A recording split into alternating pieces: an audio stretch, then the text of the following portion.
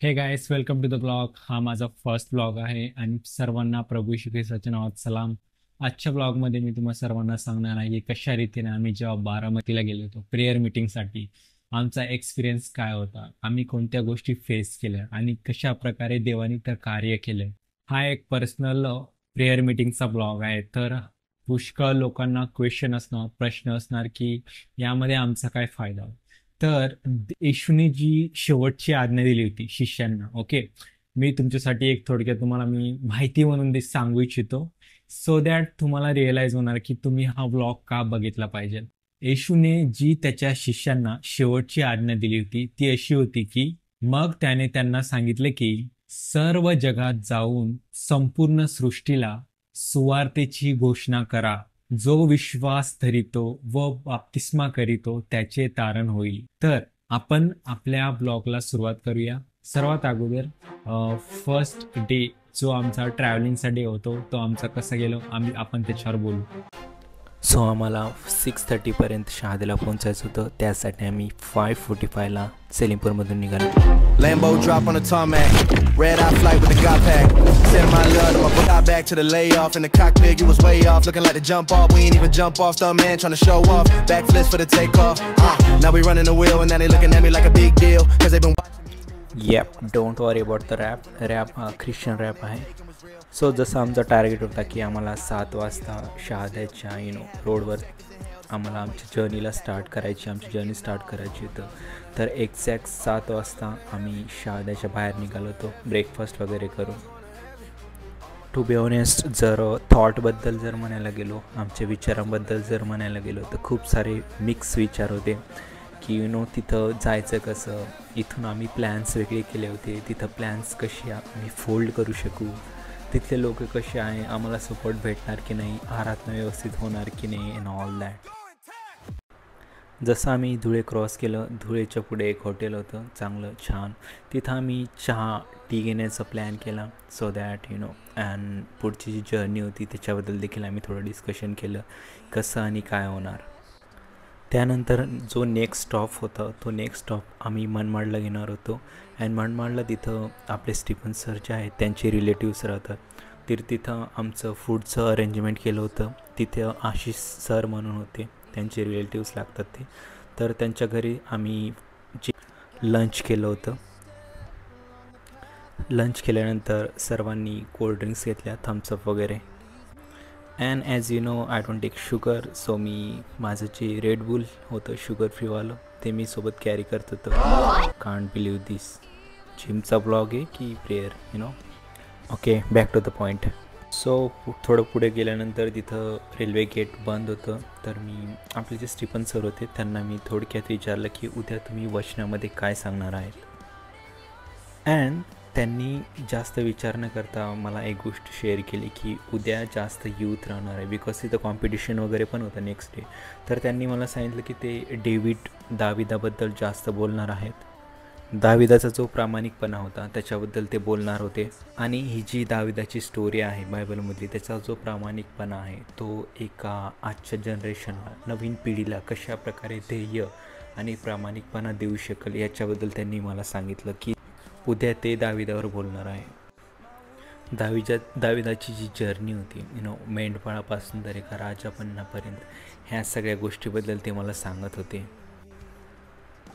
त्यानंतर त्यांनी मला आणखीन एक गोष्ट सांगितली की आजकालचे जे लोक असतात त्यांना आजकालच्या तरुणांना अदृश्य म्हणून पाहत असतात, त्यांना कमी लेखलं जातं, त्यांना महत्त्व दिलं जात नाही.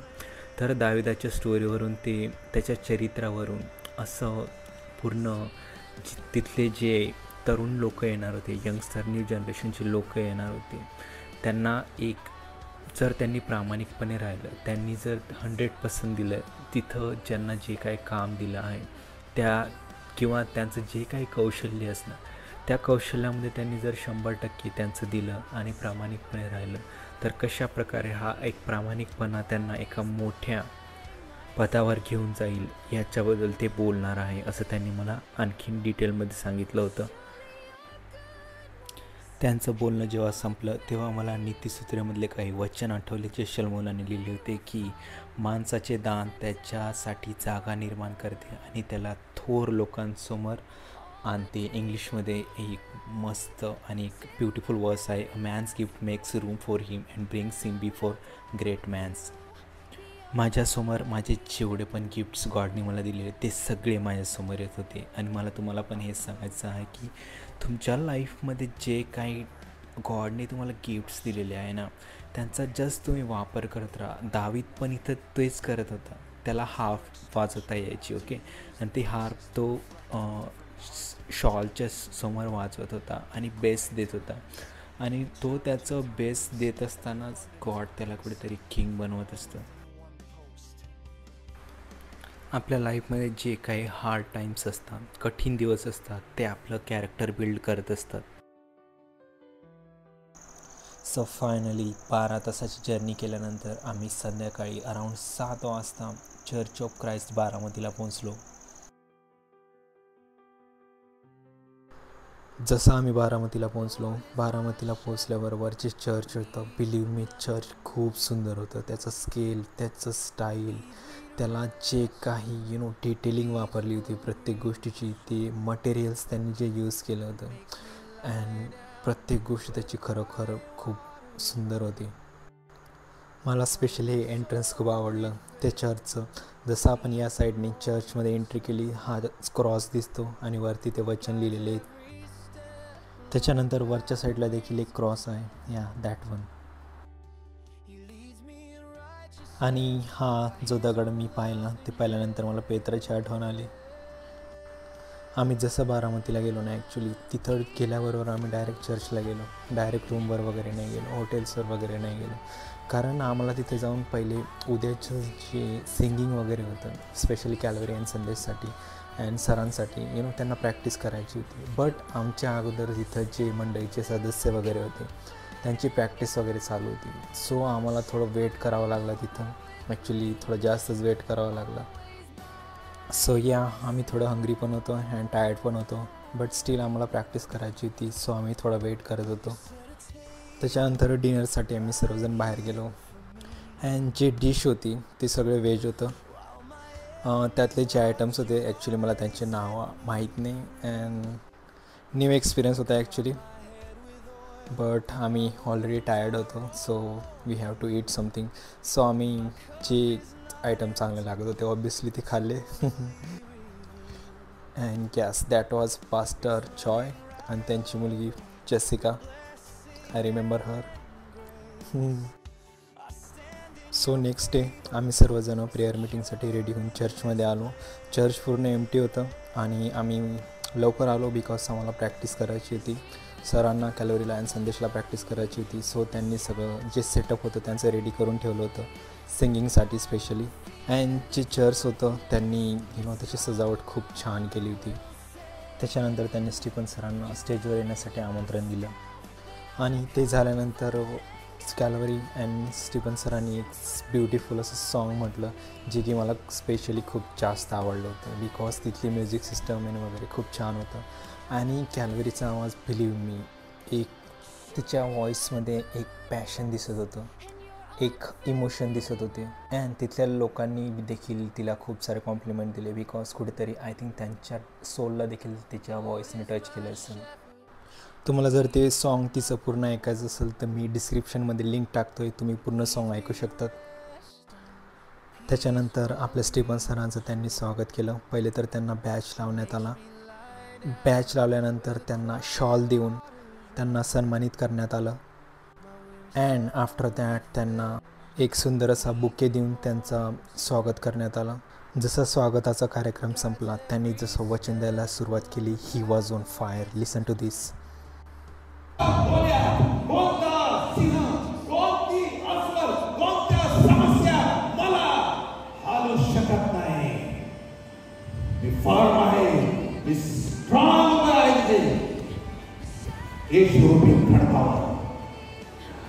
आणि 100व्या वर्षात प्रभू आम्हाला घेऊन आलेला असताना आज आम्हाला ते प्रत्येक कोकरू, प्रत्येक मेंढर या सिंहाच्या आणि अस्वलाच्या जांभळ्यातून बंद्यातून आम्हाला खेचून आणावं लागणार आहे.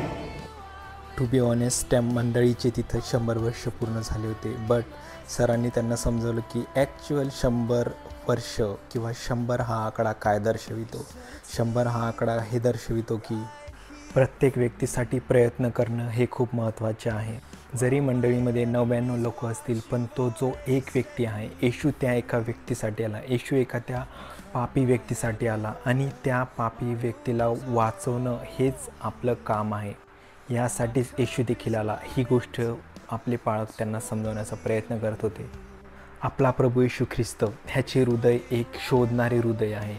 जो लोकांवर जे लोक पश्चाताप करतात त्यांच्यावर तो दया करतो आणि त्यांना एक नवीन जीवन देण्यासाठी प्रभू येशू ख्रिस्त या जगामध्ये आला आणि हीच गोष्ट पूर्ण चर्चला ते समजवण्याचा प्रयत्न करत होते. मीटिंग संपल्यानंतर खूप लोकांनी त्यांना अप्रिशिएशन केलं, किती धाडसरित्या ते बोलत असतात.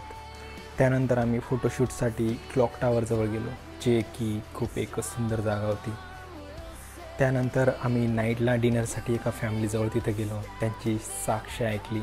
त्यांची साक्ष देखील खूप सुंदर होती की कशाप्रकारे ते देवाच्या जवळ आले आणि कशाप्रकारे देवाने त्यांची पूर्ण लाईफ चेंज करून टाकली. येस, हा त्यांचाच डॉगी होता. त्यांना भेट दिल्यानंतर आम्ही जेव्हा रिटर्न रूमवर येत होतो तेव्हा येत असताना आम्हाला स्ट्रीट डॉग भेटला, जो की आम्हाला Z+ सिक्युरिटी देत होता आणि आम्हाला त्यांनी आमच्या रूमपर्यंत ड्रॉप केलं. ॲक्च्युली आमच्या रूमच्या बाजूला चर्च होतं, तर आम्ही जेव्हा रूमकडे आलो आम्ही तेव्हा पाहिलं की पूर्ण लाईटिंग वगैरे अँड चर्च सजवलं गेलेलं होतं. तर मी मध्ये गेलो अँड आम्ही मध्ये गेल्यानंतर पाहिलं की थोडं शूट करून घेऊ, बिकॉज मला व्हिडिओसाठी कंटेंट पाहिजे होतं. तर मी ते चर्च पूर्ण शूट करण्याचा प्रयत्न केला नाईटला and it was looking so beautiful. त्यानंतर आम्ही जसं रूमवर आलो, नेक्स्ट डेच्या सिंगिंगसाठी आम्ही प्रॅक्टिस करू लागलो. द होल टाईम आम्ही बारामतीमध्ये एकतर कोणत्या तरी फॅमिलीला व्हिजिट करत होतो, नाहीतर सिंगिंगची प्रॅक्टिस करत होतो. एकही मिनिट आम्ही वेस्ट केला नाही तिथं. त्यानंतर नेक्स्ट डे आम्ही संडेला सेकंड मीटिंगसाठी चर्चमध्ये गेलो अँड संडेला खूप जास्त गर्दी होती. इवन बाहेर पूर्ण चर्चमध्ये तर लोक मावतच नव्हते, बट बाहेरसुद्धा मावत नव्हते. आणि ही सगळी गर्दी बघून मला जे तुफान येणार होतं आपल्या स्टीफन सरांद्वारे त्याचा एक अंदाजा लागून गेला होता. त्याच्यानंतर नेक्स्ट डे देखील स्टीफन सरांना त्यांनी बुके देऊन त्यांना ऑनर केलं. त्यांची सक्सेस, त्यांचं हार्डवर्क, त्यांचं जे डेडिकेशन आहे, त्यांनी जे काही माइलस्टोन अचीव केले आहे त्या सगळ्या गोष्टींबद्दल त्यांची माहिती देऊन त्यांना बुके देऊन त्यांचं स्वागत केलं होतं. त्याच्यानंतर संडेला देखील स्टीफन सर कॅल्वरीने एक सॉन्ग म्हटलं होतं, बट ह्या सॉन्गमध्ये जी इमोशन्स होते ना ते एकदम क्लिअरली दिसत होते आणि हा ॲक्च्युली स्टिलर परफॉर्मन्स होता.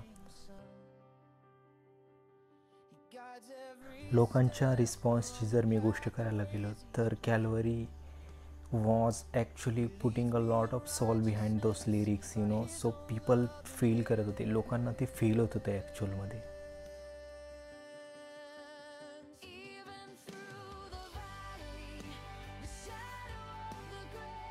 अँड देन फायनली ज्या तुफानाची मी गोष्ट करते ते तो आला. इथे अजून वेळ आहे, इथूनच का विनंती कर रे. तिथे गेल्यावर तो ऐकणार पण नाही. इथे ऐकेल, इथे आमचा देव ऐकेल. कान देऊन बसलेल्या माझ्या शब्दाकडे कधी बोलतो, कधी पश्चाताप करतो, कधी सांगतो की देवा माझी क्षमा कर, मी तयारीत नाही. देवा माझी क्षमा कर, माझी फॅमिली, माझे लेकरं, माझे आप्तजन अजून तयारीत नाही. बेसावध जगामध्ये जगाच्या रात्रीप्रमाणे जीवन जगत राहील. कधी संडेच्या मेसेजबद्दल खरं बोलायला गेलं तर मी स्टीफन सरांचे मेसेज कितीतरी वेळा ऐकलेले. ऑलमोस्ट त्यांना इथं सेलिमपूरमध्ये 1 वर्ष झालेलं आहे. बट त्या दिवशी मला असं फील होत होतं की त्यांनी माझी आणि गॉडची डायरेक्ट लाईन कनेक्ट करून दिली आहे. त्यांचा प्रेझेंटेशनचा जो फ्लो होता ना तो ॲब्सोल्युटली माइंड ब्लोईंग होता. त्यांचे रिअल लाईफ एक्झाम्पल यूज करण्याची जी पद्धत आहे ना ती ॲक्च्युली मला आणि सगळ्या लोकांना तिथं खूप जास्त आवडली. त्यांचे शब्द असे होते ना की प्रत्येकाला असं फील होतं की त्यांची जी स्टोरी होती ना ती त्यांच्या रिअल लाईफमध्ये कनेक्ट होत होती. त्यांची स्पीच ॲब्सोल्युटली म्हणजे असं लोकांना अक्षरशः इन्स्पायर करत होती. अँड ॲज अ सेलिमपूर मंडळीचा मेंबर मला ॲक्च्युली असं प्राऊड फील होत होतं की ते आमच्या मंडळीवर आहेत म्हणून. त्यांनी तिथं जे ॲटमॉस्फिअर क्रिएट केलं होतं ना, लोक अक्षरशः मी त्यांच्या लोकांच्या जागेवर असतो तर मी आतच्या आत इथंच पश्चाताप केला असता. त्यानंतर संडेची मीटिंग झाल्यानंतर देखील त्यांनी लोकांचा फीडबॅक घेतला आणि खूप साऱ्या लोकांनी त्यांना कॉम्प्लिमेंट दिले. तुम्हाला असं वाटत असेल की संडेची मीटिंग झाल्यानंतर आम्ही रेस्ट वगैरे केला असेल, बट नाही. आम्हाला इव्हिनिंगला आपले जे सिल्वान सर होते त्यांच्या घरी इन्व्हिटेशन होतं. तिथे एक सुंदर सॉन्ग कॅल्वरी, संदेश अँड स्टीफन सरांनी म्हटले.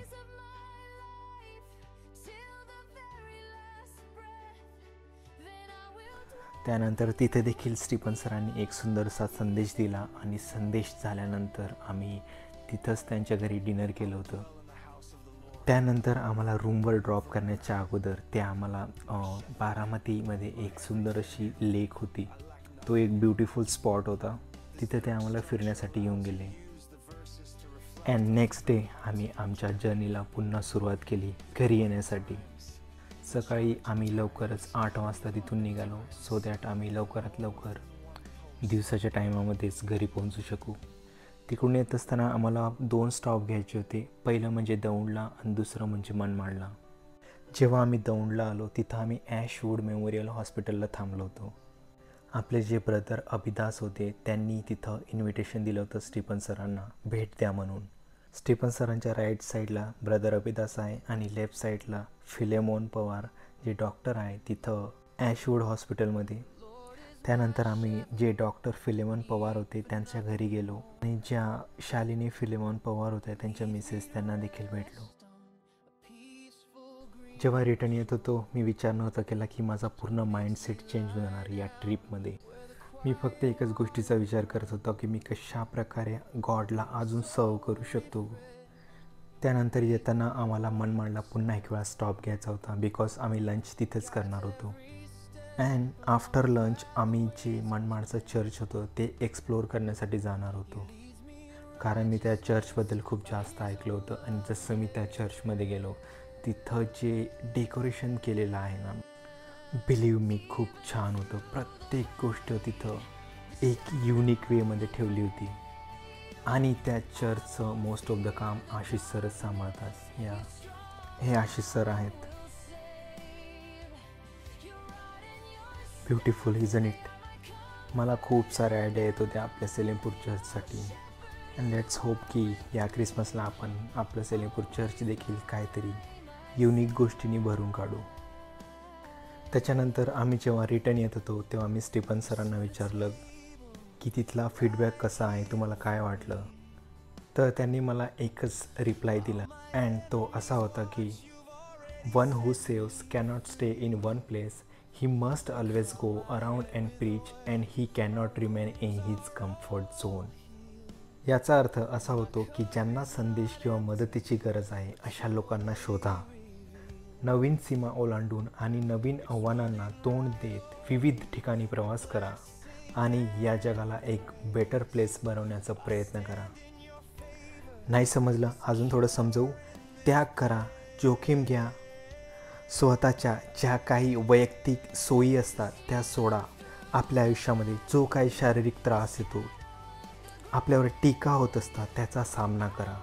आपल्या स्वतःची एक वैयक्तिक वाढ होण्यासाठी, खरी करुणा आणि प्रभावी एक कृती करण्यासाठी अनेकदा एका व्यक्तीला अडचणींच्या समोर जावे लागते आणि कठीण समयामधून जाणं ही एक चाचणी असते.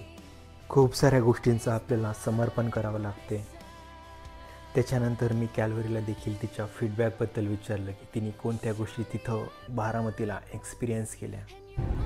समटाईम्स असे एक्सपेक्टेशन ठेवतो की आपल्या इच्छेप्रमाणे सगळ्या गोष्टी व्हायला पाहिजे जिथं आपण जात असतो, पण ते न होताना आपण निराश न होऊन आपण एक जिद ठेवून की ही गोष्ट आपल्याला ते काम पूर्ण करायचं आहे गॉडसाठी, तिकडं चर्चेसमध्ये जाऊन त्याचा मॅसेज लोकांपर्यंत पोहोचवायचा आहे.